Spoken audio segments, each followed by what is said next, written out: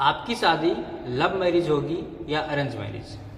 नमस्कार, ज्योतिष केंद्र वास्तुशास्त्र में आपका स्वागत है। आज बात करेंगे इस वीडियो में कि अगर आप भी सोच रहे हैं कि आपकी शादी कैसे होगी, लव मैरिज होगी या अरेंज मैरिज, तो इस वीडियो को आप पूरा देखिए और इस वीडियो को देखते देखते आप खुद पता लगा लीजिए कि आपकी शादी कैसे होगी, अरेंज मैरिज होगी या लव मैरिज होगी।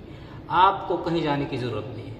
आप खुद अपनी कुंडली इस वीडियो को देखते समय अपनी कुंडली सामने खोलकर रख लीजिए और खुद देखिए कि आपकी शादी अरेंज मैरिज होगी या लव मैरिज। देखिए, बहुत सारे लोगों के मन में यह सवाल जरूर उठता होगा, खास करके उन लोगों के मन में जो लव मैरिज करना चाहते हैं, जो किसी से लव करते हैं। उनके मन में तो जरूर यह सवाल उठता होगा कि मेरी शादी क्या लव मैरिज हो पाएगी या मेरी शादी अरेंज मैरिज ही होगी। उनके मन में यह जरूर सवाल उठता होगा। तो अगर आप भी किसी से लव करते हैं और लव मैरिज करना चाहते हैं तो आप खुद देख सकते हैं अपनी कुंडली इस वीडियो के माध्यम से। आप अभी अपनी कुंडली खोलकर रख लीजिए और इस वीडियो को देखते देखते जैसे जैसे मैं बता रहा हूँ उस तरह आप देखिए और पता लगाइए कि आपकी शादी लव मैरिज होगी या अरेंज मैरिज। बात घुमा फिरा करना करते हुए डायरेक्ट पॉइंट पर आते हैं और आप इस लग्न चार्ट के माध्यम से आपको बताते हैं कि आप कैसे अपनी कुंडली देख सकते हैं। देखिए, इस लग्न चार्ट में आप देखिए, इसमें कुल मिला के 12 भाव बने हुए हैं। तो 12 भाव में जो सप्तम भाव होता है उससे हमें शादी जो होता है, शादी देखना रहता है। शादी की चर्चा सप्तम भाव से की जाती है। कुंडली में शादी का विचार सप्तम भाव से ही किया जाता है। तो आप सप्तम भाव देखिए, इसमें 7 नंबर राशि लिखी हुई है। 7 नंबर राशि लिखी हुई है, 7वां भाव है। राशि इसमें 7 नंबर लिखी हुई है। आपके 7वें भाव में कुछ भी राशि लिखी हो सकती है। देखिए, जो 7 नंबर लिखी हुई है वो राशि लिखी हुई है। 7 नंबर मान लीजिए या 7 नंबर की राशि मान लीजिए, और ये 7वां भाव भी है। अब 7वां भाव है, 7 नंबर लिखा हुआ है, इसलिए आप उसे 7वां भाव मत मानिए। वो 7वां भाव ही है जहां जिस भाव में ये 7 नंबर लिखा हुआ है। आपके 7वें भाव में कुछ भी लिखा हो सकता है। 1 से लेकर 12 नंबर की राशि तक आपकी कुंडली में लिखा हो सकता है। इस कुंडली में 7वें भाव में 7 नंबर राशि लिखी हुई है। आपकी कुंडली में 7वें भाव में कोई भी राशि लिखी हो सकती है। अब आपको क्या देखना है? आपको देखना है कि आपके 7वें भाव में कौन सी राशि लिखी हुई है। क्या 7 नंबर ही राशि लिखी हुई है या और कोई राशि लिखी हुई है या और कोई नंबर लिखा हुआ है। अगर और कोई नंबर है या 7 नंबर है या 1 से लेकर 12 तक कोई भी नंबर है, तो आपको देखना है कि उस राशि के स्वामी कौन से हैं। उस राशि के स्वामी कौन से हैं, क्योंकि स्वामी से ही पता लगाया जा सकता है ये कौन सी दशा चल रही है, कौन सी महादशा चल रही है, उस ग्रह की कौन सी दशा, कौन सी महादशा चल रही है। तो स्वामी तो आपको पता नहीं, तो चलिए मैं एक एक करके बता देता हूँ। देखिए, 1 नंबर अगर राशि होगी तो मंगल उसके स्वामी होंगे। 2 नंबर अगर राशि होगी तो शुक्र होंगे। 3 नंबर अगर राशि होगी या 3 नंबर होगा तो बुध होंगे। 4 नंबर अगर होगी तो चंद्रमा होंगे। 5 नंबर अगर होगी तो सूर्य होंगे। 6 नंबर राशि होगी तो उसके स्वामी बुध होंगे। 7 नंबर अगर राशि होगी तो उसके स्वामी शुक्र होंगे। 8 नंबर अगर राशि होगी तो उसके स्वामी मंगल होंगे। 9 नंबर अगर राशि होगी तो उसके स्वामी गुरु होंगे। 10 और 11 अगर नंबर की राशि हुई तो उसके स्वामी शनि होंगे। 12 नंबर की राशि हुई अगर तो उसके स्वामी गुरु होंगे।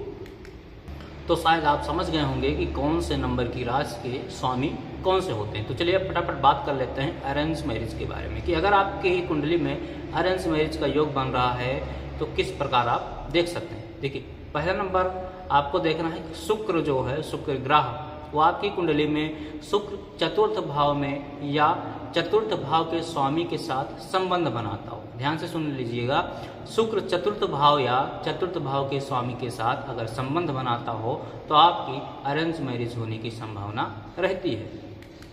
दूसरा नंबर, शुक्र का संबंध 9वें भाव से। शुक्र का संबंध 9वें भाव से या 9वें भाव के स्वामी से। स्वामी अभी मैंने बता दिया कि कौन सी राशि के कौन कौन स्वामी होते हैं। तो शुक्र का संबंध 9वें भाव से या 9वें भाव के स्वामी से अगर संबंध बनता है तो आपकी अरेंज मैरिज होने की संभावना रहती है। दूसरा नंबर, सप्तम भाव पर जब शुभ ग्रह की दृष्टि होती है, सप्तम भाव पर जब शुभ ग्रह की दृष्टि होती है तो भी अरेंज मैरिज होने की संभावना होती है। अब शुभ ग्रह कौन कौन से हैं अगर आप ये जानना चाहते हैं तो शुभ ग्रह जो होते हैं गुरु, शुक्र, चंद्रमा और बुध, ये ग्रह जब भी सप्तम भाव पर दृष्टि डालते हैं तो अरेंज मैरिज होने की संभावना होती है। अब बात करते हैं कि लव मैरिज योग कुंडली में कैसे होते हैं। आप अपनी कुंडली में देखिए कि आपकी कुंडली में लव मैरिज योग हैं, आप अरेंज मैरिज चेक कर लिए हो तो अब देखिए कि लव मैरिज योग आपकी कुंडली में बन रहे हैं या नहीं बन रहे हैं। पहला नंबर आपको क्या देखना है, कुंडली के सप्तमेश पर, कुंडली के सप्तमेश यानी कि 7वें नंबर के स्वामी, जो मैंने अभी बताया है, सप्तम भाव में जो स्वामी हो, जो राशि हो उसके स्वामी को सप्तमेश कहते हैं।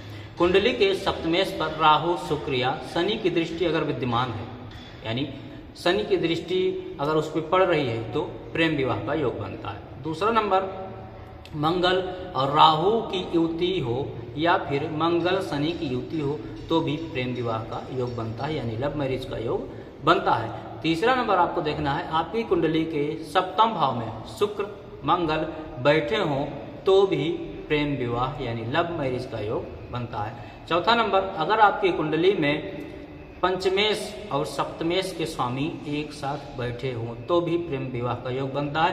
पंचमेश यानी सप्तमेश यानी पांचवें भाव में जो नंबर हो, जो राशि हो उसके स्वामी, और 7वें नंबर में जो राशि है उसके स्वामी एक साथ अगर बैठे हों तो भी लव मैरिज योग बनता है। उसके बाद कुंडली में यदि चंद्रमा और शुक्र एक साथ पंचम भाव में विराजमान हो या सप्तम भाव में विराजमान हो, ध्यान से सुनिएगा, कुंडली में यदि चंद्र और शुक्र एक साथ पंचम भाव में विराजमान हो या सप्तम भाव में विराजमान हो तो भी प्रेम विवाह का योग बनता है। शायद अब आप अपनी कुंडली देखकर समझ गए होंगे कि आपकी लव मैरिज होगी या अरेंज मैरिज हो। अगर आपको समझ में नहीं आता है तो आप दिए गए व्हाट्सएप नंबर पर संपर्क कर सकते हैं, आप अपनी कुंडली दिखा सकते हैं और पता करवा सकते हैं कि आपकी शादी लव मैरिज होगी या अरेंज मैरिज होगी। वीडियो अगर अच्छी लगी हो तो चैनल को लाइक, सब्सक्राइब जरूर करें। जय श्री राम।